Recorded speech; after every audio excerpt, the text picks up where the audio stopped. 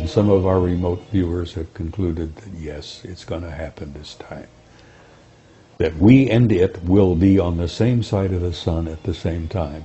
And if the remote viewer, and they're getting their information from ETs, from sources within the US government that tell me that yes, they are deeply concerned about it, and they're worried sick about it, and they don't know what to do about it. What could the government or anyone else tell you? What could they say to you? Would they tell you that grab your hat, dig a hole, hang on? He says, oh, it seems to be a rather nice planet, and we know about it, and all we need to do is name it. And then bless his heart, you know, he'd never had a heart problem, but within a year he was dead with a heart attack. Incredible race of humans, does have a future, and it is in the stars. Mm-hmm. And we are going out there to reclaim our rightful place. It's kind of amusing considering that the last time we met, I told you it was to be my last interview. And here I am again, and you know, how can I explain that? We have gotten the most incredible response to your interview. I have to say, it's actually been the most popular of all of our interviews. Well, and nice I think to hear. there's a reason for that. Well, thank you. I think that in many ways you put yourself on the line, and you actually embody the curiosity that was like rampant in all of us. And you did it at a time when, and in the military no less, and you broke rules, and you kind of stuck it out, and you're just, I don't know, a one-man disclosure project as far as I'm concerned. Well, thank you, Carrie. That's very kind of you to say that. But let me explain something. I was a normal human being for a big portion of my life. You know, I was a career military and no-nonsense kind. I wore a crew cut. When I learned what I learned in 1963, 64, 65, it changed my life. It changed my way of thinking, and I became obsessed with what I had learned. And over the years, I've learned so much more. And as I may have mentioned to you earlier, I learned a little bit. I wanted more. You know, talk about an addiction. When you start learning some things about a subject that is so profound, the more I learned, the more I wanted to know. And the more I wanted to know, the more I learned. And the more I learned, the more obsessed I became. And you talk about losing a paradigm. My old paradigm literally crumbled around my knees. You know, the world that I thought I lived in, I learned was not the world that I lived in. And the reality that I looked around and thought I saw was not the reality that exists. Mm-hmm. That much of what we see is an illusion. It's a result of our own illusions. We humans sometimes, rather than face reality, we create a little world of our own. You know, we get up and go to work, we raise the kids, we buy a house, buy a car, take a vacation, go on about our lives, try to save money, put a little in the bank for the kids' college, and live a normal life. And then I learned that there's no such thing as a normal life. That the world that exists is not at all what we think it is. And the more I learned, as I said, my old paradigm crashed around my knees, and I'm sitting here in front of you as a human wreck, you might say, you know, as to what I used to be. Because I lived in a world that was kind of cut and dried. Oh, you know, do this, do that, you pay your bills. It's not that way at all. Well, let's cut to the chase here, because you have come forward. Actually, you contacted us, I'm going to say, and said, you've got something new to say. You've got something new to tell the people. And I know you're going to be speaking at the Bay Area conference, and this is amazing. And let's find out, what is it that's new? What is it you're willing to... You want me to divulge to you my great revelations, which I'm planning to speak about at the conference, right? Absolutely. And you know, this video will not be edited and out there before the conference, so you don't have to worry that we're not gonna ruin it for the viewers of the conference. Well, there's lots of little tidbits that are kind of interesting to me. I hope they'll be interesting to the people at San Jose. It's been my experience that the people who attend those conferences are pretty wide open-minded. Mm-hmm.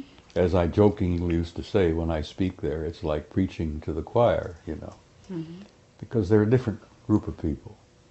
Well, I'll give you a tiny tidbit, which I found interesting. As you perhaps have understood, I have been a member of what we used to jokingly call the Old Boys Network. I've been a member of it for over 40 years. And when we created this group, it was made up of military types primarily, all ranks, all services. And we even had a couple of cosmonauts who were connected with this, who were providing information. Well, over the years, the old boys have shared information with each other, because we've had a variety of assignments and jobs in the military. We had a couple of admirals, we had a general, we had 2 cosmonauts, we have innumerable colonels and command sergeant majors and people from all walks everywhere who provided information we used to share with each other. And some of us have been in very sensitive positions and had access to very highly classified material, and we've been very open about sharing that with others, which kind of kept us going for a long, long time. There aren't a hell of a lot of us left. The last time originally there was roughly about 150 members of this group. And today there's probably not more than a dozen left.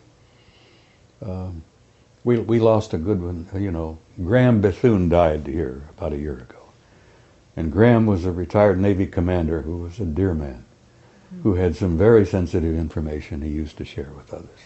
But as I point out, we shared among ourselves.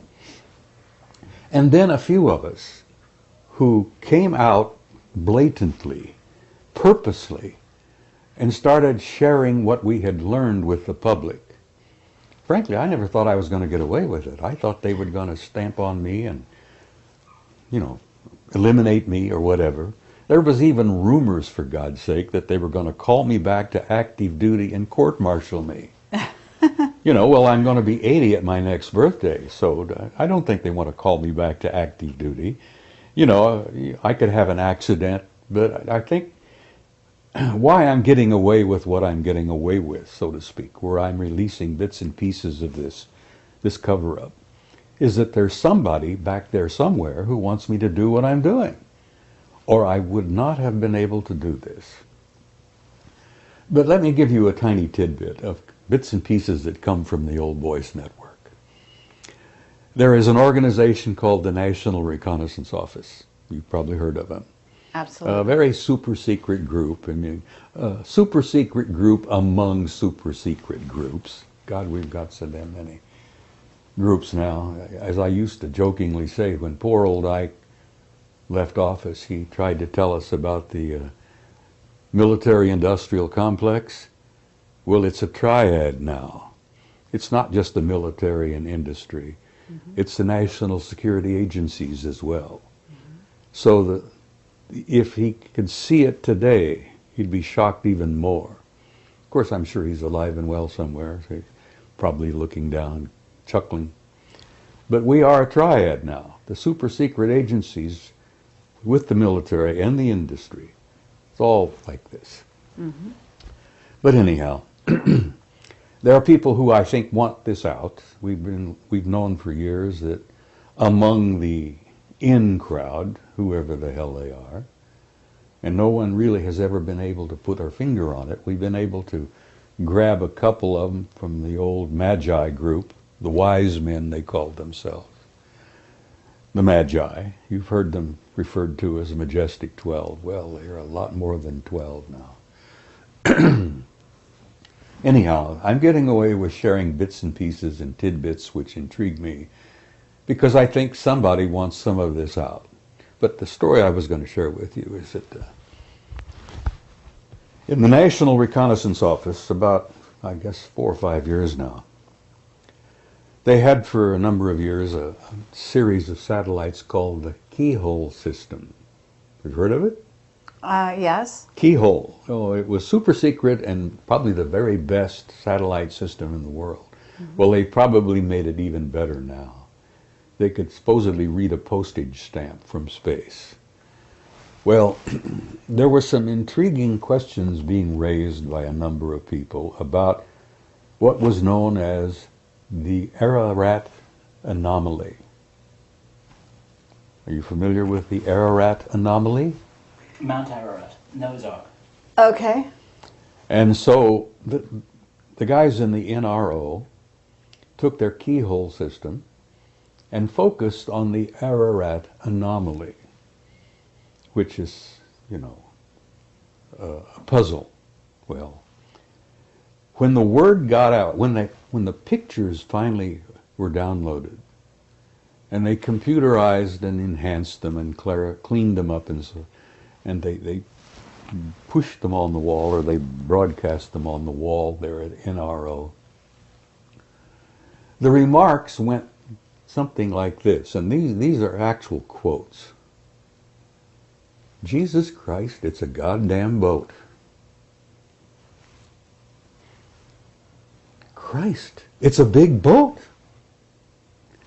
Okay, one would say, why would something like that be so highly classified that it is way above top secret? Why would the discovery of a boat on Mount Ararat be classified so high, far above, you know, anything? Anyhow, the story comes out. The reason they classified it is because after they discovered that it was a goddamn boat, a big goddamn boat, they inserted a team of SEALs on the site. Now, that's a term that the military uses to put a bunch of guys on a scene. Right. Apparently they dropped them by aircraft, they parachuted down, a dozen of them or so. They inserted them onto the scene, and these guys spent several days in this goddamn boat. And then they extracted them by helicopters. And when they extracted them, the guys brought with them some anomalous artifacts, which have never been described or named. But those anomalous artifacts is what led to this whole thing being classified not only top secret, but way the hell above. And that's a little bit of information that's come out via the network of the old So are boys. you saying this is Noah's Ark? No one knows what it is. It was originally the Ararat anomaly. But then they discovered that it was a gigantic boat, apparently. And But a boat built by humans. Well, it appears to be. It's essentially, from what they gathered, wood. Mm-hmm. But it's a work of genius, apparently. It was intricately put together, and it's really... And it survived all these years. Well, apparently. The question, how many years, you know? When was the flood? The last rumor I had was 12,000 years ago. 10,500 BC. When are they saying? I mean, I'm sure you have a theory. Well, the religious implications of it, you see. You know, every ancient culture on the planet has a similar tradition about a flood. And I'm sure there were many Noahs, so to speak, wherever. But the idea that this particular thing is so theologically sensitive that some yo-yo back there at NRO decided to classify it. And then they sent the SEALs in, and the SEALs brought back artifacts. Well, there you are, you see. What could they have possibly found in this big wreck that is so sensitive? Question arises, I don't know the answer to that. Hopefully, if the old boy still stays alive a few years, we might find out. I find that interesting, and I share it with people because it gives you an insight into that bunch of nitwits back there that classify everything. Bill, go ahead with your question about Mount Ararat, and then we're going to move on from there. I think it was Charles Berlitz who wrote a book, now this is purely from memory, which was called The Great Ship of Noah. And he published a bunch of photographs. These photographs are on the internet, of something that looks like a ship on Ararat. And there are two versions of this from what I've heard. One is fairly low down, and which is an enormous thing that looks like a whole lot of ship's timbers. And there are persistent reports of another object that's much higher up, way above the snow line, quite close to the summit. And I wondered if you could say which of these, if either, has been picked up by the keyhole satellites and analysed. And when the seals were inserted, did they carbon date the wood? Well, I'm sure they must have, but I haven't got any information on that. My guess is, Bill, that the seals were inserted on the one on toward the top, up above the snow line. That's the indication that I got, that that was the one that they went in, they landed, they dropped, they parachuted in. Spent a number of days up there, apparently. But what they brought back in the terms of anomalous artifacts is the thing that intrigued me. Why would they classify it so far above top secret? But that bunch of nitwits back there, and I've known some of them over the years. I've worked with some of them. And I think they are a bunch of damn nitwits.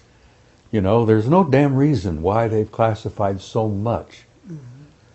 What year was this when the SEALs were sent in? About 5 years ago, from what I can gather. Really? Yeah. That's bizarre. Well, the Keyhole program was really big in the late 90s. Now, I'm sure they've got satellite programs that are even better now. We've got civilian programs that are so damn good that the Department of Defense will often go to the civilian contractors and buy photographs taken by civilian satellites that are outstanding. So it leads you to suspect maybe how much better could be some of our DoD satellites.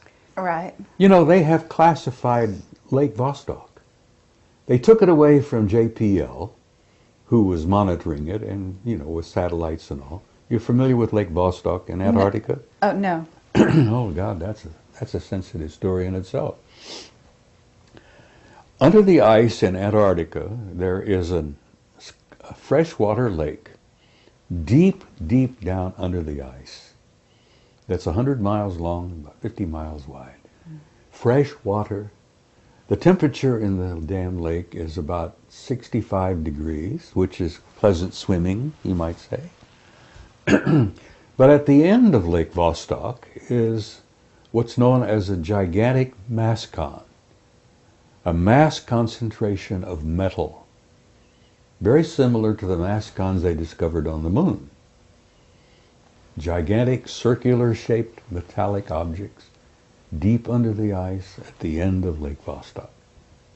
Highly classified. JPL had it. National Security Agency took it away from JPL. It's one of the most sensitive things in the world now as to what is the anomaly at the end of the lake, the mass concentration that is so easily picked up by satellites.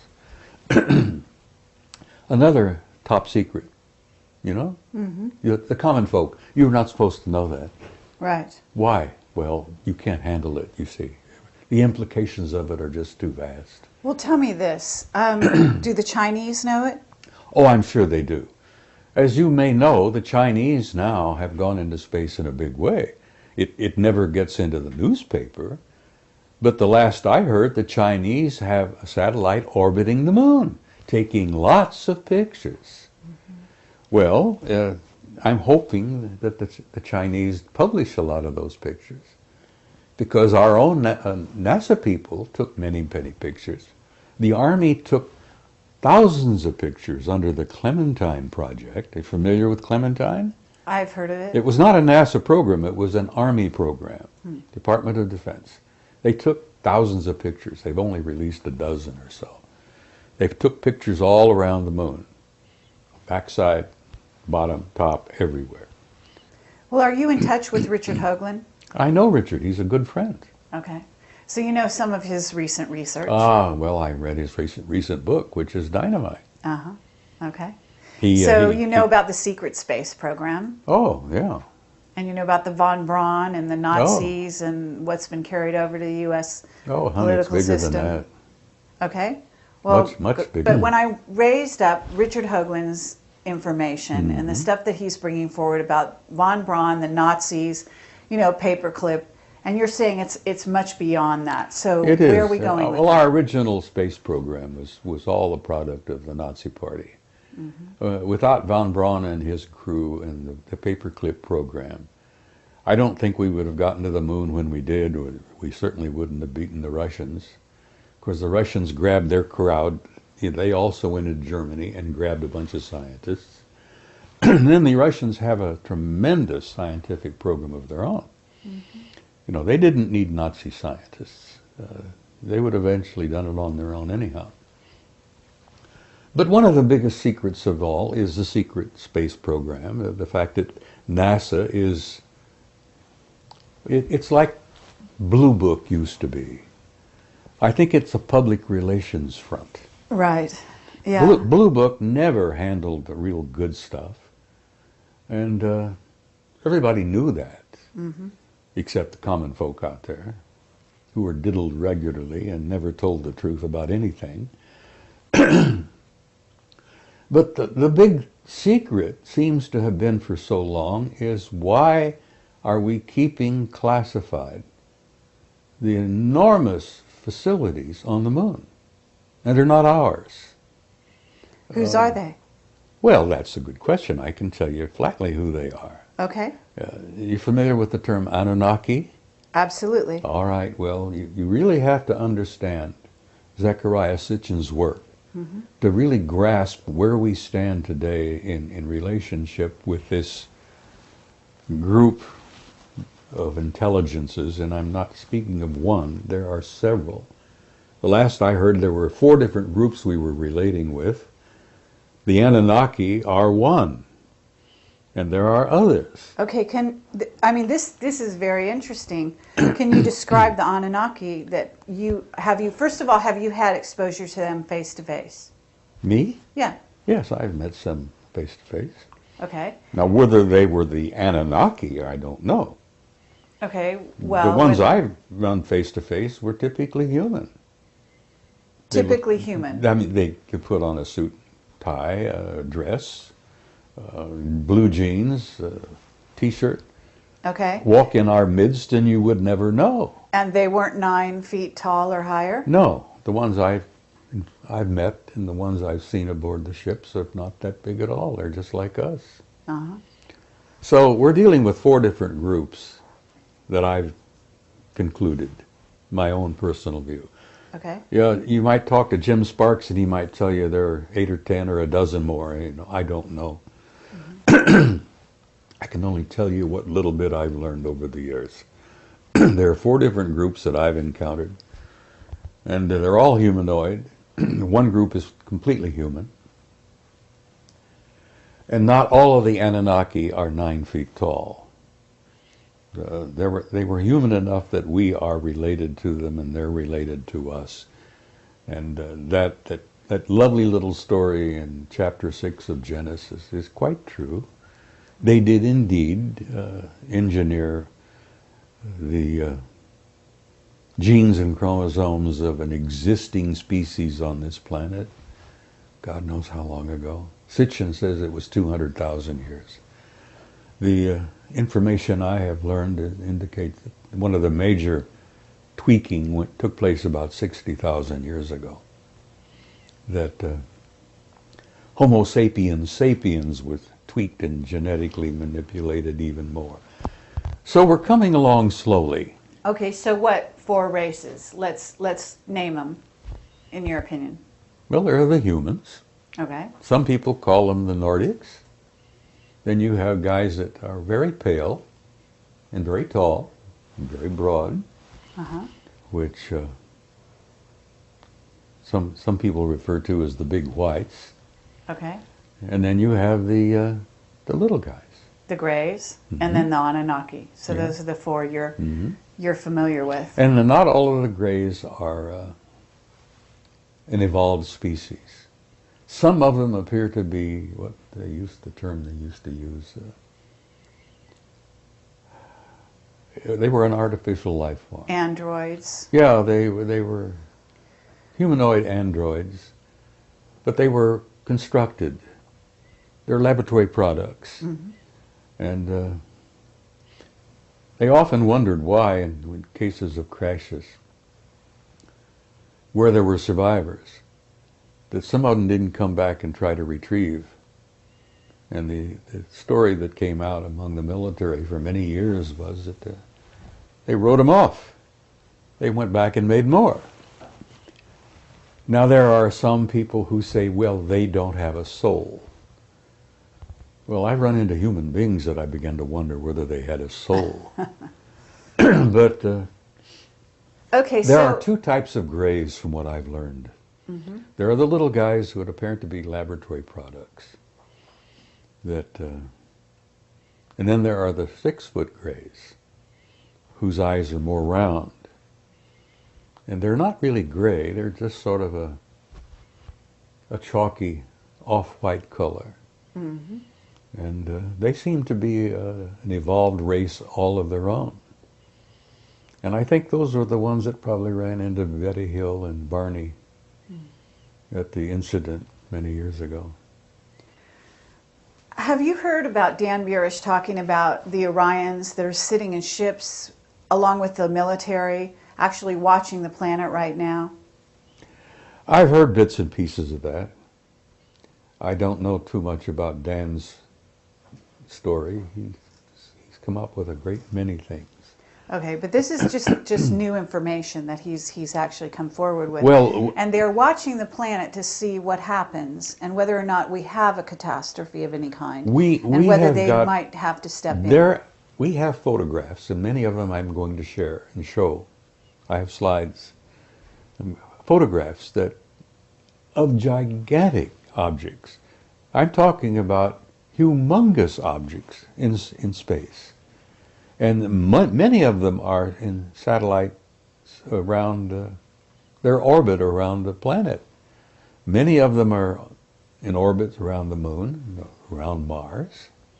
I have a couple of pictures that I'm going to share that I got from a Soviet cosmonaut on what happened with the Phobos thing. The Russians, you know, their famous Phobos rocket system that they sent up there some years back, which got knocked out of orbit by an anomalous object that came up from the surface. But it had taken a number of outstanding photographs before it was damaged and crashed. Okay, what will you called it an anomalous, I don't know, object that came up from the surface, meaning the surface of the Mars. moon? From Mars. Earth. Yeah.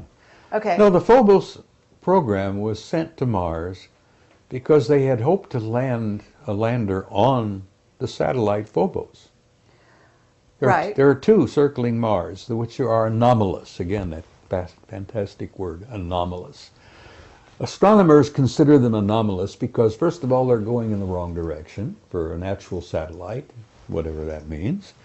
They're too small to be natural satellites, and they're too close to the surface of Mars to have survived. Because if they were natural, they would long ago have been brought down and sucked in by gravity and crashed. The fact that they're still there puzzles everybody. So the Russians said, we're going to land on Phobos. It's about 12 miles in diameter. I think Deimos is only about 6 or 7. And they were going to take some pictures on the surface. Well, apparently the intelligence is up there. Decided, no, you're not going to do that, and bumped Phobos, the satellite that the Soviets sent up, knocked it out of orbit, and it crashed, apparently. But they've been doing that to the JPL craft going up and around Mars for years now. There is an intelligence on Mars that wants to limit our access to their reality. And they've done a damn pretty good job of it. Well, our witness, Henry Deacon, and I don't know if you're familiar with him. I'm familiar with him. I don't know him well. Okay. He has said that the Anunnaki are on Mars in They bases. are. I agree with that. So are they the ones shooting down those objects, the various probably. Craft from JPL and so on? Look, Zechariah has said, and I know this old man, I respect him tremendously. He says they never left. They withdrew overtly from their activities on the planet with us, but their activities have continued covertly, both on Earth, the Moon, and Mars. And from the knowledge I have and the limited amount of information I've been able to get, that the primary focus, the primary intelligence behind all of this are the Anunnaki, the same group that genetically engineered us so many thousands of years ago. Okay, but you've got Enki and Enlil, right? And these are warring brothers, and one is working for the positive side of humanity. Well, and you the had other... this dysfunctional family. They even went to war with each other. And man was in the middle, as he always has been. We were a product of their engineering. They engineered us as a slave species. They engineered us to work for them. But aren't they still at war? Apparently there is still, and some of our remote viewers, and I know a few of them, I've done a little of it myself.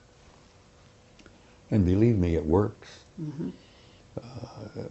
I've been accused of being guilty of front-loading, so to speak, because when I want to look at something, I know what I want to look at.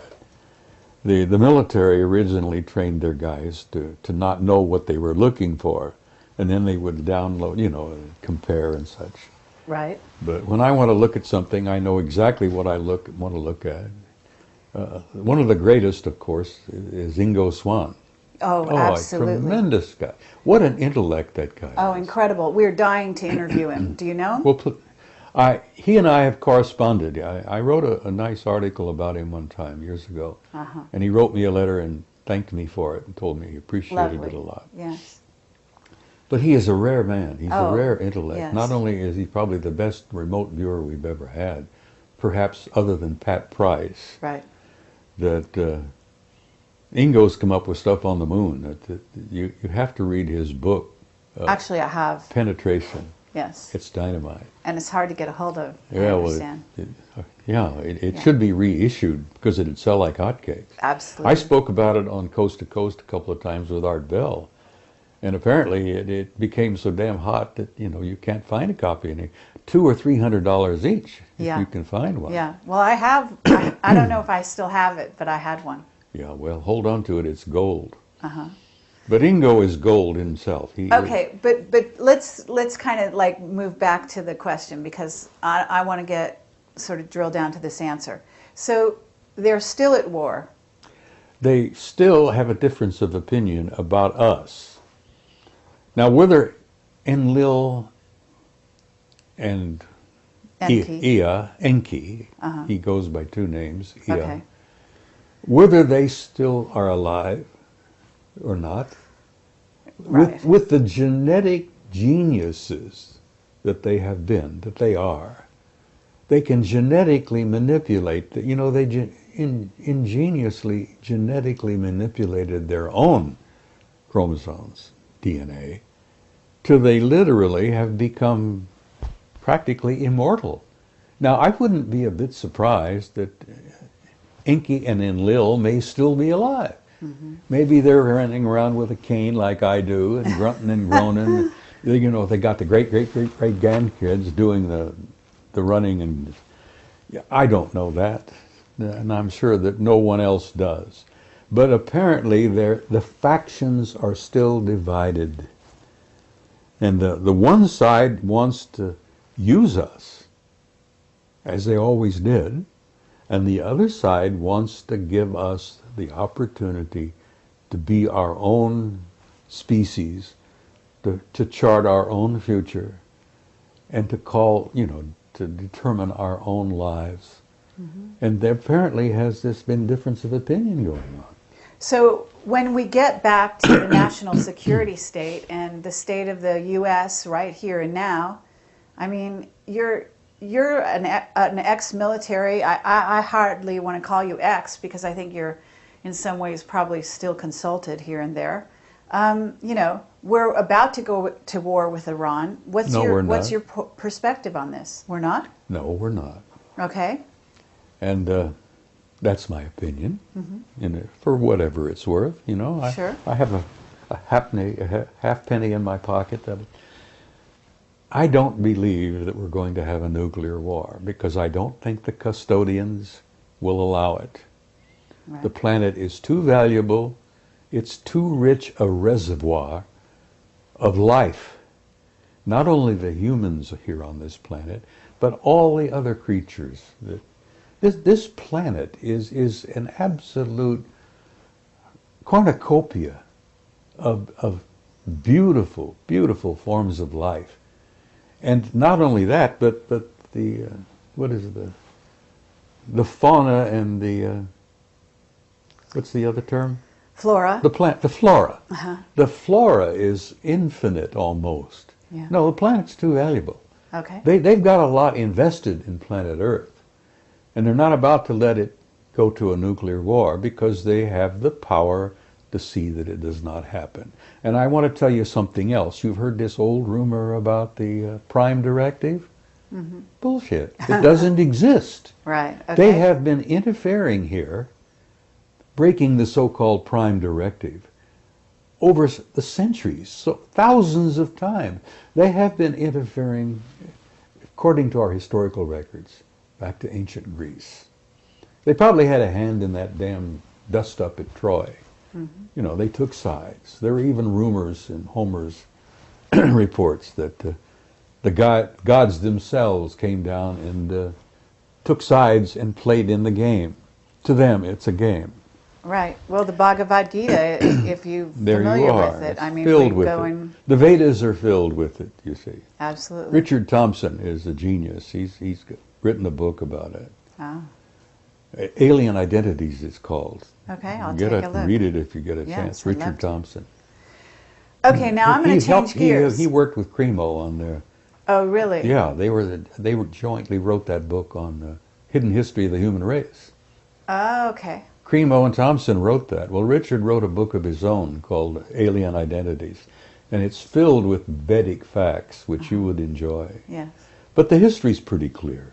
They've intervened over the centuries, again and again and again, wherever it seemed appropriate to their benefit on their behalf. And they've gotten in our wars. They've messed around in that whole mess. Okay, but what about Planet X? Oh, it's a reality. Yeah? Yeah. So what are they going to do about that? Well, apparently they are concerned about, you know the story. According to Sitchin and according to the Sumerians, it's a reality. Mm-hmm. Well, our astronomers apparently have concluded that it is indeed a reality. For almost a century, astronomers have been concerned and interested about what they called an intruder that seems to come and go from time to time, and they can measure it by the perturbations and the effects on other planets. They've known its existence for a long time, but they've never gone public about it. Well, in the early 80s, the JPL, the guys at Jet Propulsion used to call it Jack Parsons Laboratory. Yes. Which I think is probably where the original JPL came from. Yes.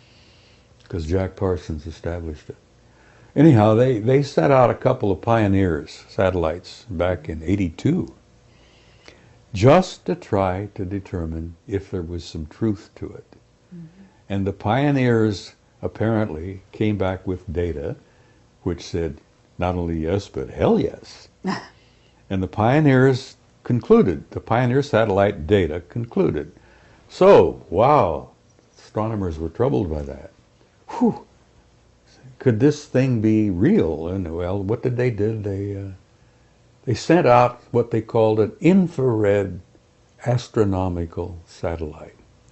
I think they called it IRAS anyhow, and this was done in '83.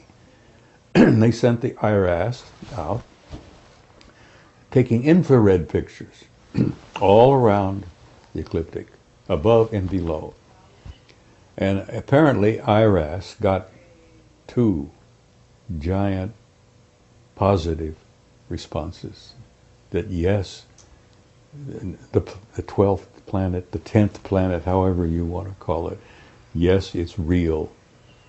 And that's when the lid slams down. So it's out there, it's on its way back in, right? According to the Sumerians in Sitchin, apparently it is. And if you're a student of history, as one of my majors, its last pass was 1600 BC. The Sumerians and Sitchin and all of those say it has an orbit of 3,600 years. Mm-hmm. So as like many of us, I count on my fingers and toes and figure out, well, 1600 BC, it has an orbit of 3,600 years. Wow, it's due. Well, apparently it is. So now, why are they keeping this a secret? Because you're an expert on secrets. Listen, every time Nibiru would make a pass, it was not always devastating. It would depend on whether the planet Earth and Nibiru were on the same side of the sun at the same time. And if we were on the same side of the sun at the same time, all hell would break loose on planet Earth. Well, apparently the last pass triggered the explosion of Santorini, Thera, the volcano in the Mediterranean and the Aegean Sea, blew its top, brought to a close the great Minoan civilization. Among other things, it affected Egypt. It's all in the records, apparently. There are even historians and theologians who say that Santorini's explosion is exactly what you're reading about when the plagues and all hit Egypt that allowed Moses to get the Israelites out. But if you look at 1600 BC and figuring that was a relatively recent pass, it's due now, and apparently the guys in the astronomical observatories know it. And that, again, is above top secret. Let me give you a tiny example.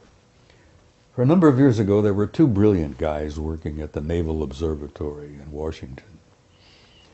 Tom Van Flandern is one who I hope you've interviewed. No, but yeah, please continue, and we'd love to do that. He's no longer with the Naval Observatory. The other one was the chief astronomer at the observatory, a brilliant man by the name of Robert Harrington. Right. And Harrington gave an interview to Zecharia Sitchin a number of years ago. I think it was 91 or so. Mm-hmm. Where he came right out and said, Dr. Sitchin, we are interested in this because it ties in perfectly with the work you've done on the Sumerians and the ancient planet Nibiru. He said, we found it, it's real, we have photographs of it, and he says from what we can put together, it's a rather nice planet. It's about 2.5 times the size of the Earth. Apparently it's heading toward the system, the center of the system. We've concluded about everything about it except that we haven't named it. And Zecharia spoke up and he says, it's already been named. He says, you simply call it Nibiru, as the Sumerians called it, the planet of the crossing. Mm-hmm. Well, Mrs. Sitchin and I were in agreement I miss her. She died about a year ago. She was convinced that Robert Harrington had died because somebody bumped him off, because he had the courage to come out and give Zechariah this interview. I don't know whether you've seen it or not. It's on tape. No, I haven't seen it, but we interviewed Lucas Scantamburlo about this subject, and he's also talked about Robert Harrington. Yeah, well, Harrington gave the interview to Zechariah, and it's on a video called Are We Alone? And I think you can pick it up at the conference here next week. Okay. I have a copy, and I sent a copy to Neil Freer, who's a man you should interview. Okay, well, we're in touch with Neil. He's a very interesting guy. Oh, he's brilliant. He's a brilliant guy. He's brilliant. He just recently came out and admitted that he's had an intimate interrelationship with extraterrestrial intelligence since he was a child. Well, he's always talking about the Anunnaki. I do know this. Well, he wrote a book called Breaking the God Spell. And he has supported Zechariah's work for years. I have a question, Bob, if I may, about the provenance of this information, in the sense that Zechariah Sitchin's work is very well documented, and a lot of people watching this video will be very familiar with his books and with all the intelligent commentary about that. Are you saying that you have additional information based on your contacts within the Old Boys Network, or are you doing a neat presentation of... Many of my conclusions are my own, and they, in many respects, correlate perfectly with Sitchin's work, which is, Neil has told me, he says, Zechariah really should get the Nobel Prize. But I don't know what they would grant it to him in what field.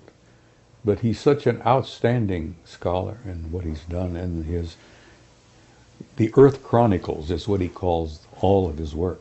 I think there's 7 or 8 of them now. I have 2 questions. One's a minor one to do with celestial mechanics. And it's just something that I've never understood, and I've heard this question from many other people as well. That if Nibiru comes from the outer reaches of the solar system, it's going to be an icy rock, which isn't going to be the kind of place that any beings could live on or would want to live on. And researcher Andy Lloyd, who you probably have heard about, has theorized that what they're seeing in the photographs that you referred to as an orange object is actually a brown dwarf, with the possibility of Nibiru being one of its moons, if you like. And there's a lot of debate about how to apply what Sitchin seems to have been saying to the real practicalities of life on an icy rock out in the orbit of Pluto. And I wondered if you knew or had anything to say about that. No, it's not an icy rock. And yes, when it makes its long journey out and back, it gets so far away from the sun that the sun is probably no more than a little tiny prick of light, a little tiny pinpoint. And if you would think that it would be naturally icy cold.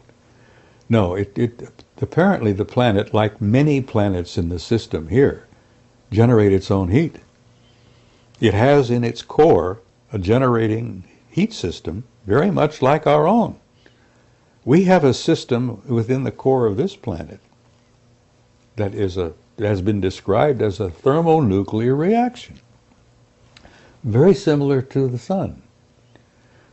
Now, most of the life and all of the bounty and all of the beauty of life on this planet comes from our going around this beautiful sun. But I don't think Nibiru is an icy rock. No, I think, first of all, that it probably generates enough of its own heat, and I think they probably did indeed create for themselves, with the advanced technology that they have, a kind of a Dyson sphere. Are you familiar with that? Mm-hmm. You know what? Brilliant British astronomer, I think, Freeman Dyson, said some years ago that an incredibly advanced technology will have the ability to enclose its planet and retain not only its heat, but its atmosphere. And I suspect that the Anunnaki have done that to Nibiru, and they probably did it,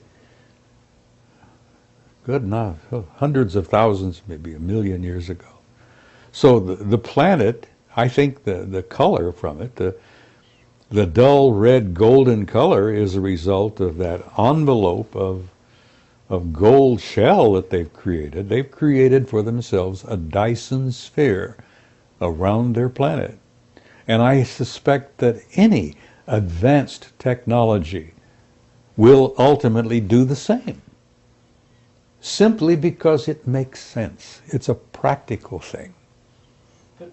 But if they had that degree of engineering capability, why wouldn't they just live on Mars instead of hurtling through the solar system? Well, they weren't the original occupants of Mars. Okay. They used Mars as a way station, and they've reactivated it, and I agree with Zechariah on that they've reactivated their way system, their way station there. They used to drop off on Mars on their way here. So they were never, I don't think, original inhabitants of Mars. There are a few remnants of original inhabitants on Mars. There's even some indications, which I've been looking into, and I've gotten some data, that we're playing host to a bunch of Martians here on this planet. I'm talking about the original species. Do you know anything about the original Martian species? Or have you... Other than the only thing, I've talked to a couple of remote viewers who've apparently been able to come face to face with them, so to speak, and they ended up looking a lot like American Indians. Okay. And I may have met a Martian, but I've known so many strange people in my life. And sure, I mean, I understand this well enough to know not to laugh at a comment like that, that's for sure. So, that, believe it or not, was meant to be a minor question. I have a more major one, something that I thought you might want to talk about, or maybe I had misunderstood you a little earlier on, I think, in a conversation that Kerry had reported with you. Some serious researchers, Linda Howe, Jim Mars, quite a lot of other people, are really suspecting that there may be a hoaxed alien invasion as a kind of major celestial 9/11 event in our sky. You're talking about a false flag kind of situation. Flag, yes. And if we were to pull that off, if any of our idiot nitwits back there think that they could pull that off, I think they'd make absolute damn fools of themselves, because I don't believe it would work. I don't think you can do that when you've got the real power out there that wouldn't allow that to happen. Not so much an invasion, but a big display in the sky to create fear and to make people easier to control. Rather like Carol Rosin said that she had always been told by Werner von Braun many years ago. Yeah, Werner shared that apparently before he died, that it was one of the programs that the government at the time was considering. You know, they've had these little plots they've been working on all the time. This war, that war, the stock market crash, this, that, you know, all these little magician things that while I'm showing you this hand, I'm picking your pocket with this one. They may have had that in mind at that time, but I don't think they're thinking of it seriously now, because I think that our so-called powers that be, which is a joke, are in such close relationship and collusion with the real power that it would never work, that they would never allow it. It's like they're not going to allow a thermonuclear war. Yeah. There's too much valuable real estate here. Not just this rich gold mine of human genetics. What a ripe reservoir we are of genes and, God, the whole species, plus all of the other fauna and all of the other flora. This is a valuable planet. And they love it. They own it. We've never owned it. We just live on it. They farm us, so to speak. God, Charles Fort was right to some degree. We are property. And we're going to remain property until we reach a point where we can literally stand up and say, all right, we're going to do this now ourselves, and prove it to the universe. We're dealing with a universe filled with life, and most of it is so far beyond our own. I used an analogy one time, and I said, they look upon us like we look upon headhunters in New Guinea. Now, you've seen the films, you know, History channels and all the rest. They're naked, they're running around with these stupid things on their penises and, you know, bones through their, whatever. Pathetic, sad, primitive, savages. They're not to be feared. They're not to be abused. They're to be nurtured and cared for. Well, the difference between some of them out there and us is the difference between us and these poor guys in New Guinea and those rainforests out there. Now, I joked about that, and then I learned later that that wasn't really a very accurate comparison. I learned later that I didn't even come close to an appropriate comparison. That the real comparison between many of them out there and us is closer to how we feel about the chimpanzee. And Bill, if you allow your mind to take those trips, and I know you do, there are creatures and life forms out there that are literally godlike. A lot of the remote viewers who've encountered them, and I've seen a few of them myself, look upon them as transcendentals. They manifest as living energy life forms, forms of light. They're the same kind that appeared when Jesus was walking around.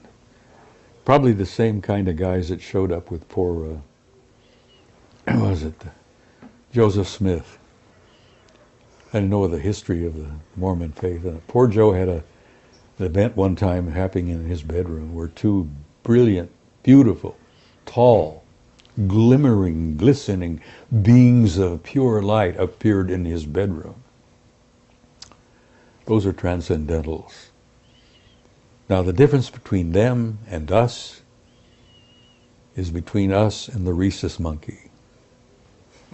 So I think I'm getting close, maybe not, but I'm thinking I'm getting close to an analogy that may be more realistic.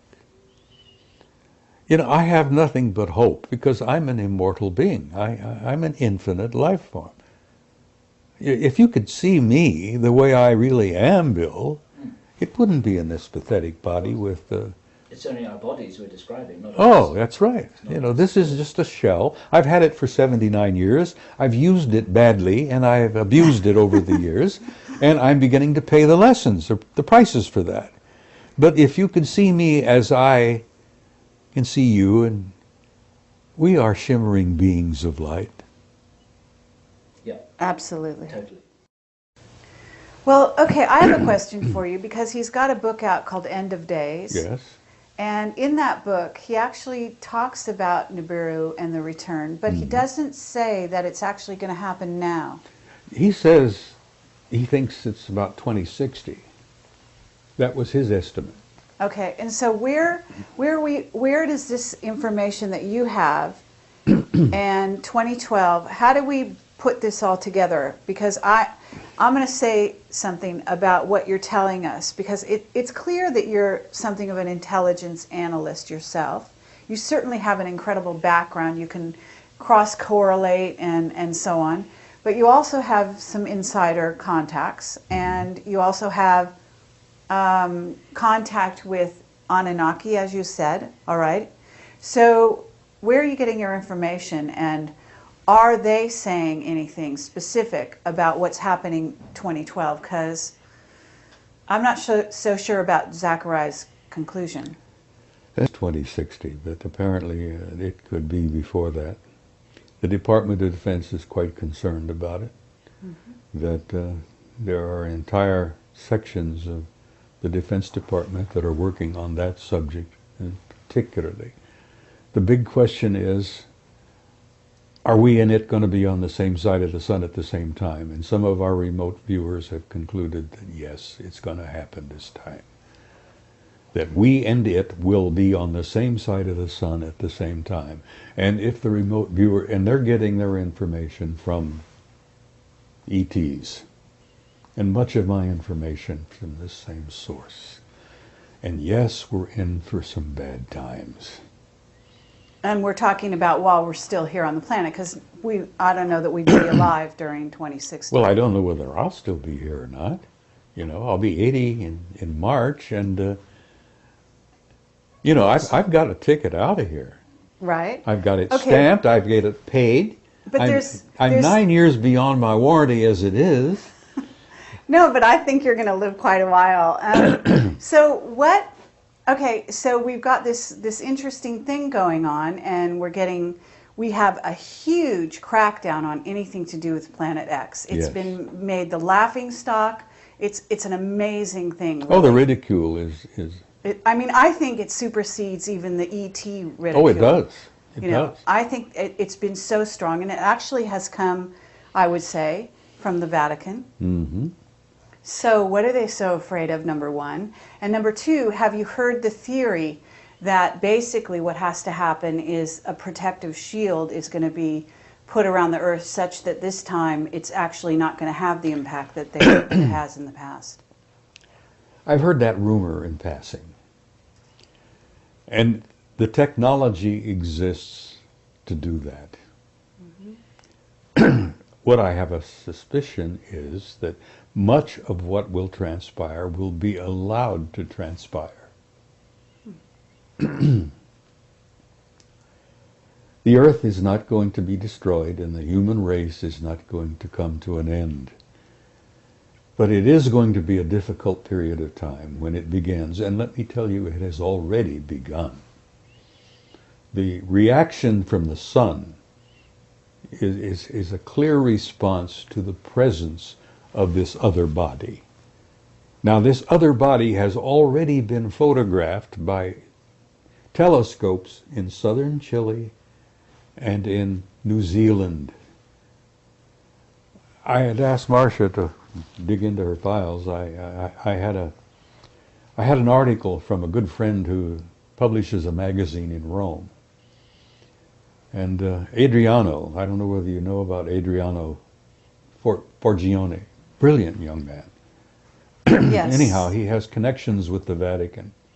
He has good friends who are Jesuit priests and astronomers. And the Vatican is concerned about it. Anyhow, Adriano sent me an article including 2 photographs that have been taken of Nibiru already. Taken by primarily, I think, this observatory in Chile. But they've taken pictures at an observatory in New Zealand as well. So it's close enough now that optical telescopes have pictures of it. And they're studying it carefully to try to determine, what is it they call it, the celestial mechanics of how everything moves. Well, if our remote viewers are correct, and the ETs have given us some rundown on it, it's going to be a difficult passing. Because we and it are going to be on the same side of the sun at the same time, and that means all hell's going to break loose. Now, they have the technology. We're talking about not only Anunnaki. There are intelligences out there that began 1 billion years ago, then they have technology that puts them in a category of what Kaku would call a Type 3 civilization. Mm-hmm. So that a Type 3 civilization has the technology to mitigate the passing of Nibiru. Now, whether they do that, as you say, put a protective shield around it, Nibiru has done that for itself. They have a protective shield around their planet, which is why in the photographs it comes out as kind of reddish gold.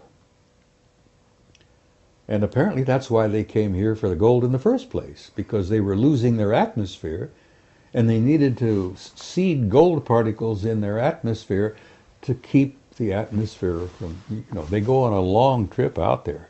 Okay, but the Anunnaki are here, you're saying, and yet the Anunnaki are supposedly on Nibiru as well, or what are you thinking, or what's your sources telling you about this? The civilization, the Anunnaki civilization, is on the planet. But the Anunnaki are on this planet as well, all over the damn place, under the sea, in facilities that we know about, inside Mount Hayes in Alaska, inside Mount Perdido in the Pyrenees. There's one right in the middle of Australia, which is near Alice Springs. And what's the facility out there? Pine Gap. Pine Gap, yes, thank you, my friend. Pine Gap. And that happens to be the R&R facility, according to the remote viewers. What's R&R? I'm sorry. Rest and relaxation. It's what we used to call it in the military when we. The R&R facility for who? What, the For Anunnaki? the ET Really? and the Anunnakis, yes. Pine Gap. And they're dealing with human beings. They need rest and relaxation. But anyhow, the rumor is that Pine Gap is primarily an R&R facility. Have you been there? I've been to Australia. I haven't been to Pine Gap, no. Would you lie to me? Sometimes, maybe, but not right now, no. Okay. No, I haven't been to Pine Gap. A lot of my work has been a result of analyzing and sifting and evaluating the work of others. That's what an intelligence analyst does. Takes data from a variety of sources, but I have some information that I have been provided from sources within the U.S. government that tell me that yes, they are deeply concerned about it, and they're worried sick about it, and they don't know what to do about it, because we don't have the power to do a damn thing about it. Is the estimated date, as best you are given to understand by your sources, in the next few years, rather than Sitchin's estimate of 2060? Well, let me tell you something about, you're talking about 2012? I'm talking, well, there are some serious Planet X researchers who say that we'll see the thing next year, and the thing's going to start. I think you may see it next year, but I don't think you're going to have the hell breaking loose until maybe about 2020. You're going to have a build-up of factors. It's not going to happen all of a sudden, just like that. You're not going to go out the front door and all hell's breaking loose. You're going to see a series of events taking place involving our geologic structures. You're going to have increased volcanic activity. You're going to have increased sunspot activity. We're at a low right now. But you're going to see tremendous sunspot activity. You're going to see tremendous geologic activity. The ring of fire will probably erupt. Now, these are all going to be clues that all hell is coming, You're going to have storms. The cyclones have been getting worse, and the hurricanes have been getting worse. You're going to having hurricanes showing up in places that they really haven't troubled us for a long, long time. So you're going to have a build-up, not slowly, but a consistent build-up of geological and weather and sunspot activities.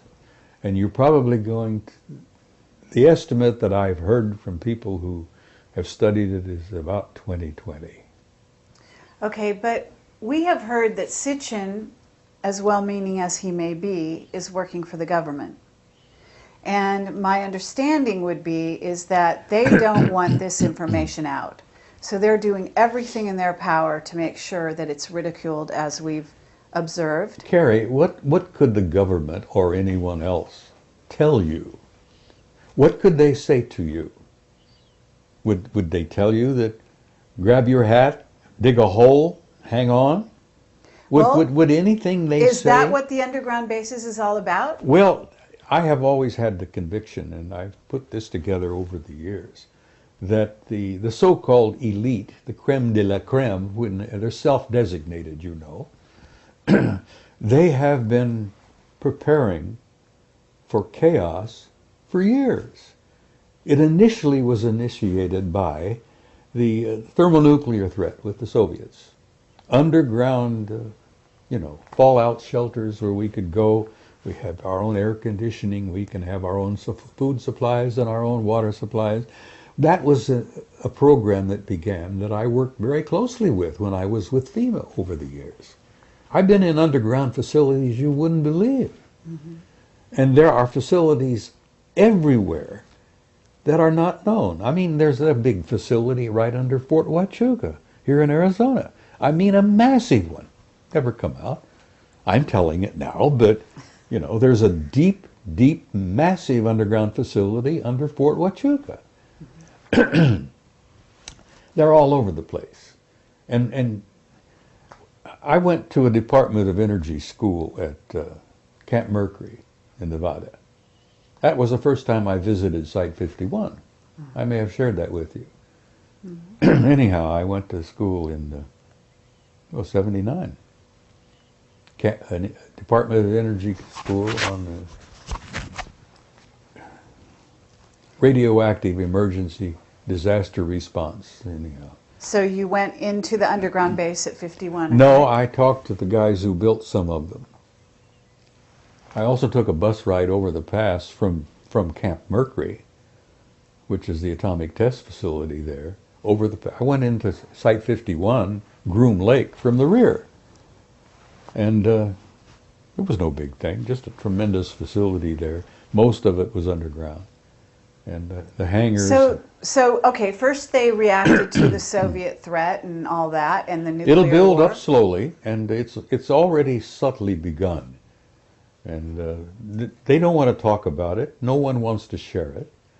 I mean, look, for God's sake, the lid they've kept on the reality of ET activity on the moon and Mars.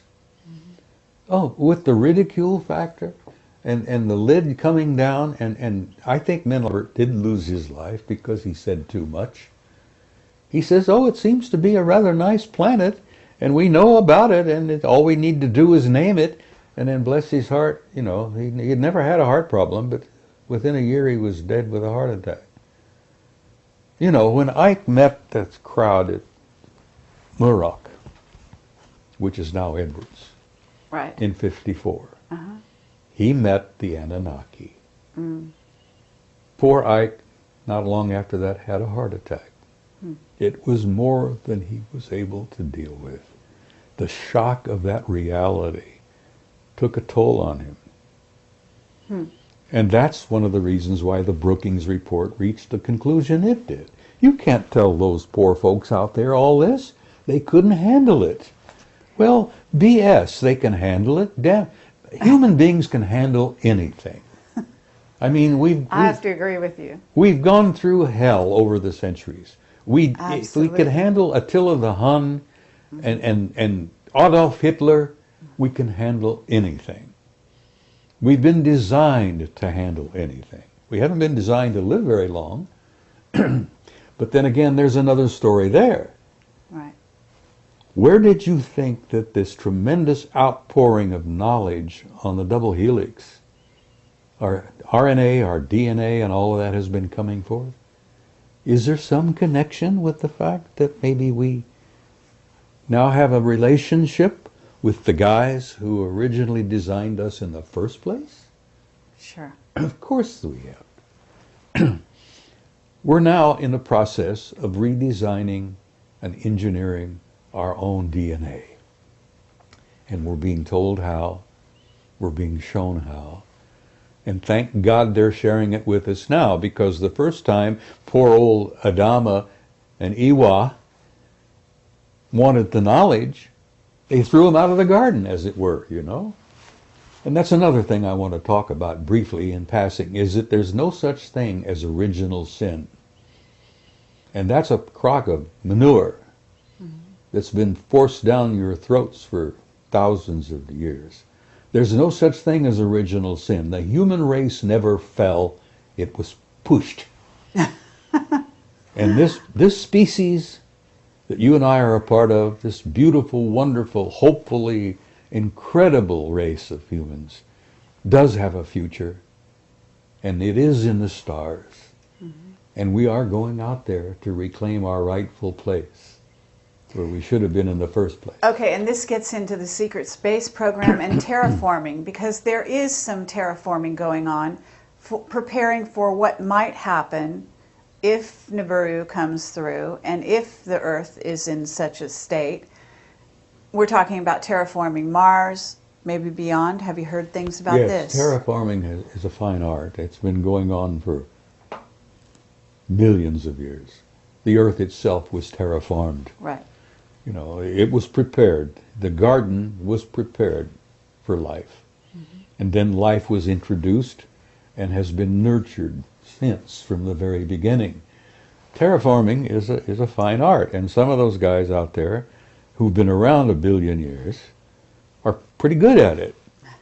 So, you see, I don't know whether they're planning to re-terraform us after Nibiru passes, or are they going to try to help alleviate the damage in the meantime? I would suspect that the latter. Maybe they are planning, through their engineering genius, and my God, the fact is that, you know, they've got artificially constructed objects in space in the rings of Saturn that are over 2,000 miles long. Spaceships, 2,000 miles long. I have pictures. I'll share in next week. Okay, what about John Walson? You know, are you familiar with his pictures of the craft around the sun? I've heard of it, but I haven't seen them. Just wondering. We've got objects. I have photographs taken by Apollo 13 of alien ships 5 miles long, and I'm showing those over in San Jose. Wonderful. Now, those were taken by our own astronauts. Now, you get the guys on Apollo 13, and they're all, from what I understand, all 3 still alive. And you won't get one of them to admit who snapped the shutter on that camera, but the film is there, and the negative number is there, the roll number is there, and there it is. NASA photograph of a 5-mile long artificial spaceship. Now, and that's small. Well, let's talk about the astronauts for a minute, because what's going on with Clark McClelland, and why is he having such a problem coming forward? I didn't know Clark was having a problem. He has a book that he's trying to write. He's penniless. He's had a terrible time. They don't want him to talk. No, they probably don't. Okay. And have you talked to the astronauts? What about Edgar Mitchell? Have you talked to Edgar Mitchell? I talked before he died with Gordon Cooper. I was on the phone a few times with Cooper. He even sent me a photograph of himself. I admired him because he was one of the mavericks who had the courage to come out and say what he had seen. I've known Ed Mitchell for some years.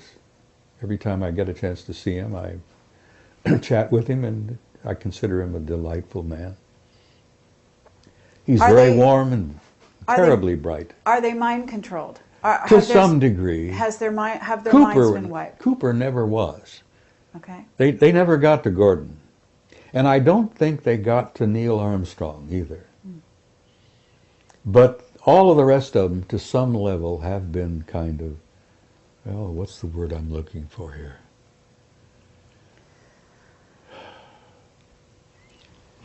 They have been conditioned not to speak. And in some cases, they may have been hypnotically affected to not remember. Dark mission, Hoagland says, and the evidence is pretty clear, that they hypnotically debriefed, is what they call it, But supposedly they were hypnotized to help them enhance their memory and to recall, and apparently some of them had been hypnotically advised not to remember certain things. As much as I admire Ed Mitchell and respect him, tremendous, wonderful guy, he has admitted publicly in front of other people that his time on the moon, walking on the moon, was kind of vague. He can't recall everything. And of course,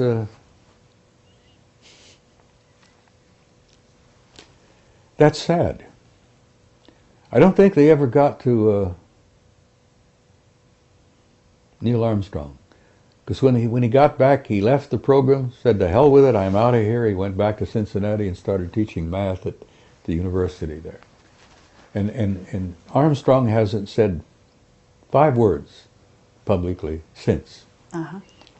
And then you have a case of Aldrin. Now, Aldrin has had experiences where he has been with friends, and the subject would come up, and Buzz would start to cry, or he would get nauseated. One time, and Hoagland touches upon this, I think, chapter 10 in the book, where Aldrin was in conversation with a few people and with his wife, having a few drinks, and was just kind of relaxed. And somebody asked him a blunt, straight to the point question. And he had to run out and throw up. He got sick. Now this to me is a result, and I've studied it enough over the years to know that that sounds to me like hypnotic suggestion. Mm-hmm. He has been hypnotically conditioned not to remember or to not even discuss it. And if he gets nauseated, and in the one instance with a bunch of old friends, old flyboy types, he ended up starting to cry. Now this breaks my heart, because Aldrin is a good man. He was one of our better men to be selected for that program. Mm-hmm. You know the story, and this is common knowledge. They got back from Apollo 11. They put Aldrin in a sanitarium for about 6 weeks. He was suffering from alcoholism. Do you believe that? Do you believe one of our best and bravest, one of the finest, who in the Apollo program suffered from alcoholism? Nonsense. That apparently it was the programming to be reinforced. Now, why would a grown man with his background break down and cry like a baby, or end up getting nauseous and barf on the subject? That's hypnotic, post-hypnotic stress. So what is it on the moon that is, that is so important that they want to completely whitewash it out? Oh my God, the astronomical societies, the professional astronomers in this country have been guilty of criminal activity. You may quote me. They've been guilty of criminal activity for years to not discuss the reality of what they knew on the moon. There are major facilities and major activities going on the moon all the time. Not only that, the moon has water. Now, whether it's a natural process from the satellite, or whether it's water that's been stored there for use, there are vaporous signs of a form of an atmosphere in the bottom of some of the craters. Now, astronomers have seen these pictures, but that dishonest bunch of nitwits won't discuss it. They're scared because you know why? 90% of their income comes from government grants. And when you've got a government grant, and that's your prime source of income, you're going to say whatever the government says you should say, or don't say whatever the government doesn't want said. Well, anyhow, there's some atmosphere on the moon, at least in the base of several of the larger craters. There is water on the moon, but there is major activity going on. I mean, we're talking about engineering activity. There are giant ships that come and go out of the craters. There are lights all the time. They have noticed bridges appearing and then disappearing. I mean, they're active as hell on the moon. But the same activity is going on Mars. Sure. You've seen my photograph, I guess. It's not only my photograph. But there's a city the size of Chicago underground on Mars that's generating so much heat it shows up in infrared photographs. Are you in touch with John Lear? I've met John. I've been in his house a time or two. I visited him. I have a tremendous respect for him. The reason I like John is he's been nailed, as I have, as a damn fool maverick, you know? I mean, this is his pet, project. The establishment has tried to ridicule John Lear, and you can't ridicule John Lear because he's got sources similar to some of my own that are beyond question. He's getting people inside, feeding him information almost on a regular basis. I get mine in bits and pieces when I go to conferences and when I meet people, but John gets it direct. Okay, I have a question for you about Arlington Institute and what's might be happening in October, because we have a lot of information coming at us about October and about something that may be planned. I don't know if you've heard some of this stuff. We have our top secret witnesses are coming at us saying, that the economy is being engineered to crash here in the U.S. Oh, this whole thing has been engineered. All right. It's been diddled. This is a joke. And the poor guy out there, the poor working man on the street, as it were, is being screwed royally. But, this whole thing, Carrie, I would almost come to a point that 90% of what you call reality are threats with the Russians, the Georgia invasion, the stock market collapse. All of this is all engineered. So tell us about it. So tell us about Georgia, because, to get back to, I know the guy who's head of, or was head of, the Arlington Institute. They are sending out a newsletter inviting people to tell them what dreams and visions they're having about October, because October has become such a hot month in tracking. There's something called Half Past Human. Have you heard of them? In passing, just they're doing, they do language. They track with web bots all over the internet, basically tracking where a language is going. They've been doing it since '98 with computers and so on, and they were able to chart, like before 9/11, this huge raise in consciousness, that some event was imminent. What they're getting for October is the same thing, only something even more long range in its effect. Well, I have a tremendous respect for John Peterson. He's brilliant. All right. I've known him so for some years. Arlington Institute is suddenly asking for people's dreams and visions about October, why are they doing it? Marcia is more in touch with John now than I am. He's a computer person, I understand. I won't touch the damn thing because, as I told you earlier, I enjoy my privacy. And if you're on the World Wide Web, you don't have any privacy. Okay, so anyhow, I agree with you there. So, okay, but you know them, and here I'm just basically, you're saying this thing is engineered. So what happened in Georgia? What do you know about it? Oh, it was all engineered. Okay, so the Russians, were tipped off? The president of Georgia did what he did just to lure the Russians in. Right. And he went in. The Russians could not have ignored him, for God's sake. He invaded one of their little, So what's the purpose behind it, though? We know what happened, but why? I think, what could the purpose be other than to detract people's attention from this over here to this over here? Okay, and while our economy was falling around your knees, we're all paying attention to the Russians invading poor little Georgia. Okay. Well, the Russians didn't invade poor little Georgia. They went out and whacked the president of Georgia's little pee-pee, as it were, stopped that, and they pulled back, you know. Right. That was, you know how the magician works? He gets you in front of his, you know, he's Very got, good, and yes. he's doing this with this hand while he's picking your pocket with this one. That's right. And that's what the government is doing. And when I say government, it's not the government you think you got. Mm-hmm. It's not the, you know, God, that's all a facade in itself. Mm-hmm. The government we've got is probably being totally run by the Anunnaki. Because there is a power beyond power that's pulling the strings. Right. They call them the Illuminati, but there are guys above the Illuminati that are really in power.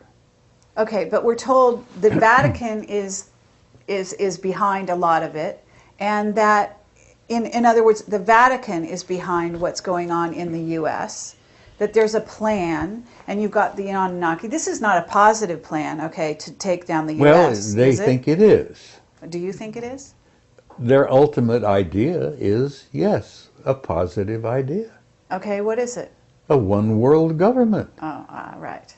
Of Absolutely. course that's what they want. Right. And they're going to have it eventually. Absolutely. Now, you can have a positive one But the growing government, pains, right?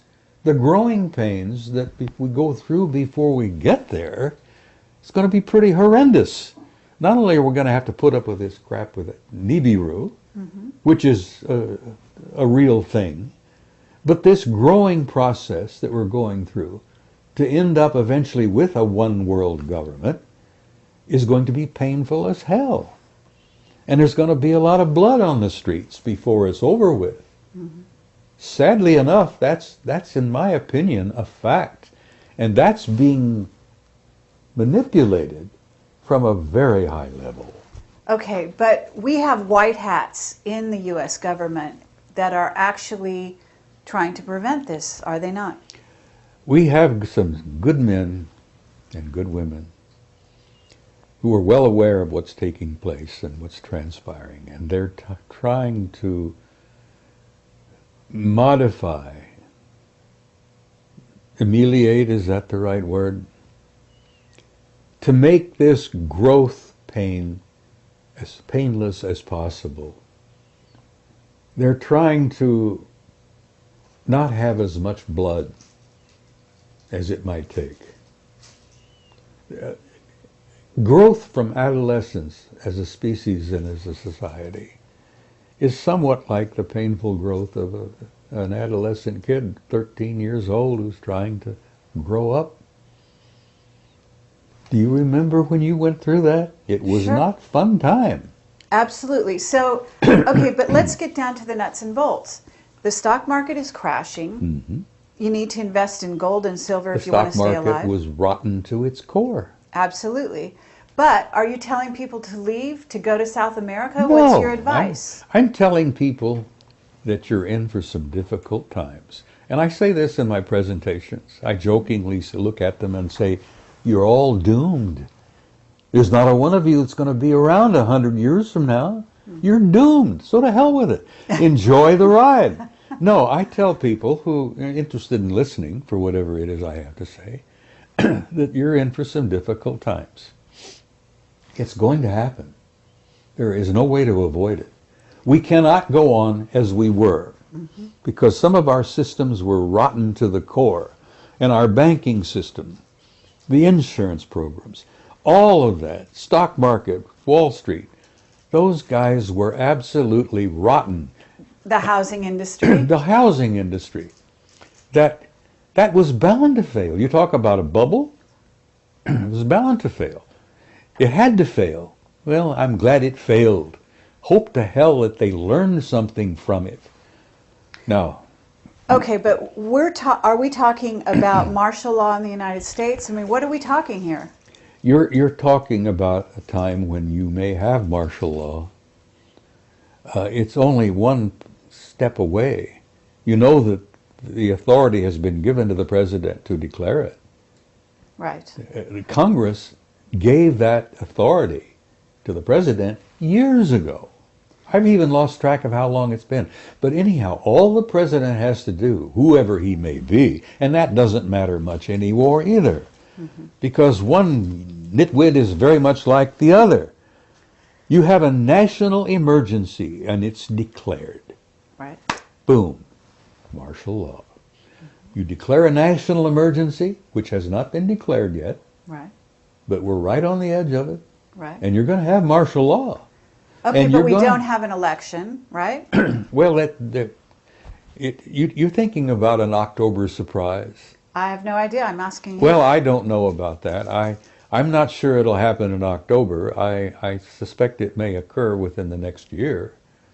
But I don't know. I haven't had any dreams. My dreams have been pretty fascinating recently, but none of them have been terribly troubling. And I know this is all happening. It's going to take place. It's inevitable. It's been orchestrated. The Illuminati do exist. They are in power. They've been in power for years. They've been demonstrating that power ever since 1913, when they created the hell is it, this banking system? The Federal Reserve. Federal Reserve, yeah, which is a private corporation. We lost most of it in 47. I don't know whether you were aware of that, but that was a big year. National security became everything. It became the member of the triad. 47, we declared, we made the National Security Agency. We formed a pact with the Brits, the Australians, the Canadians, and New Zealanders. The UKUSA Pact, which most people don't even know exists. The UKUSA crowd, all of us, Britain, US, Canada, New Zealand, Australia, are all like this. Whoever's in the White House and who's ever at Buckingham Palace, it don't matter. All right. The power behind the scenes has been running this damn thing since 1947. And Ike saw it, scared the hell out of him. He met the Anunnaki, that scared the hell out of him. So they're pulling our strings now like they always have. Okay. So what's your solution? What would you tell people? I mean, in facing the future, in trying to reinvent the future, certainly Marsha's working with people to become enlightened, to She's doing apply. a tremendous amount of work to help people make this transition. Carrie, we're not just going through a transition, we're going through a transcendent transformation, literally. A transcendent transformation. We're going to come out of this thing when it's all over with, totally different species. We're not going to be the same people we were in the past. And that's good. And it's going to hurt, and it's going to be painful. And I tell people, and I've said this repeatedly, don't get too uptight about it. You've been through hell before, you're going to through a bit of it again. But once it's over, once you've made that transition, we're going to have, hopefully, a new world, a new future, a new beginning. And I think that's the end of the great year that we're going through. We're going through the end of a 26,000-year cycle. And I tell you, 2012 don't matter. First of all, Christ was born 7 years before. And this is a fact. And if you don't believe me, get Sir Lawrence Gardner, who's probably one of the best historians we've got working today. Lawrence Gardner's got the facts. Jesus was born in 7 BC on the 1st of March. Now, if you want to count from his birth, like we supposedly have been doing, add 7 years to 2008. You end up with 2015. That's pretty close to what 20... So you're saying we're actually in the year 2015 now? No, we're in the year 2015 right now. Right. So Yes. that means that Nibiru, when you say it's coming in 2020, is actually due in about 5 years. Probably. So we're looking at 2013 by our calendar. Well, no later than 2017. I'll throw 2017 out. Okay. And you can take that to the bank. 2017. Now Okay. that, that'll give or take a year or two, because the celestial mechanics, they haven't really worked it all out yet. We've got computers you wouldn't believe, but they're still trying to feed in some of the data. So is one of the remote viewers, you're in touch with Ingo Swann? I haven't been in touch with Ingo for some time, but Carrie, I've been doing some remote viewing. Right. I've even had a couple of out-of-body experiences. Mm-hmm.